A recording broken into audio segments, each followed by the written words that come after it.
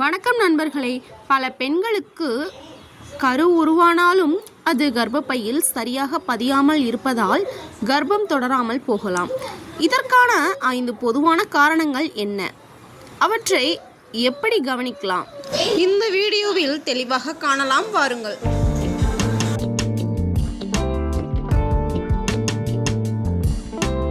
கரு கர்ப்பப்பையில் ஏன் பதியாமல் போகிறது?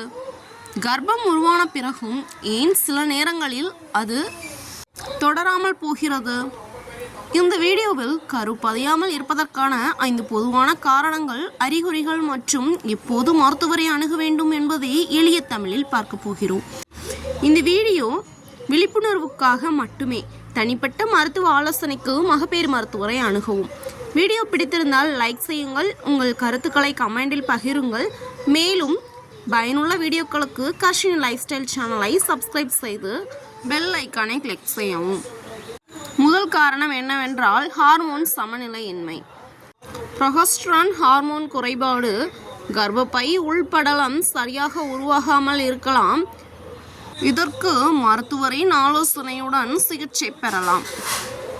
2. கர்ப்பப்பை தொடர்பான பிரச்சனை. ஃபைப்ராய்ட் மற்றும் போலிப், செப்டம் போன்ற அமைப்பு மாற்றங்கள் இவை கருப்பதிய தடையாக இருக்கலாம். 3வது காரணம் PCOS அல்லது முட்டை வெளியேறும் பிரச்சனை. ஒழுங்கற்ற மாதவிடாய், தரமான முட்டை உருவாகாத நிலை, கர்ப்பம் அடைவது தாமதமாகலாம். நெக்ஸ்ட் தைராய்டு மற்றும் சர்க்கரை நோய்.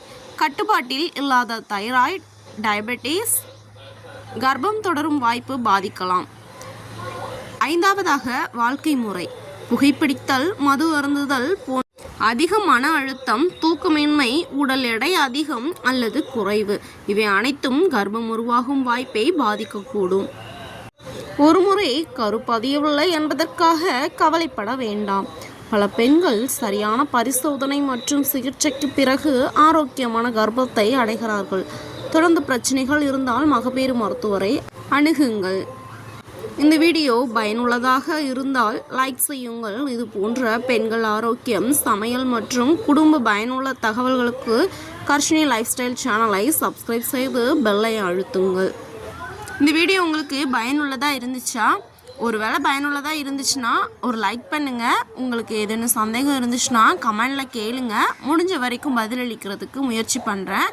இந்த வீடியோ மற்ற பெண்களுக்கும் பயனுள்ளதாக இருக்கும் அப்படின்னு நீங்கள் நினச்சிங்கன்னா ஷேர் பண்ணுங்கள். நம்ம சேனலுக்கு உங்களோட சப்போர்ட்டை தொடர்ந்து கொடுங்க. நெக்ஸ்ட் பதிவில் எதை பற்றி போடுறது, எந்த டாப்பிக்கை பற்றி சொல்கிறது அப்படின்ட்டு கமெண்டில் சொல்லுங்கள். முடிஞ்ச வரைக்கும் ட்ரை பண்ணுறேன். ஓகே, தேங்க்ஸ் ஃபார் வாட்சிங். பாய். இன்னொரு வீடியோவில் பார்க்கலாம்.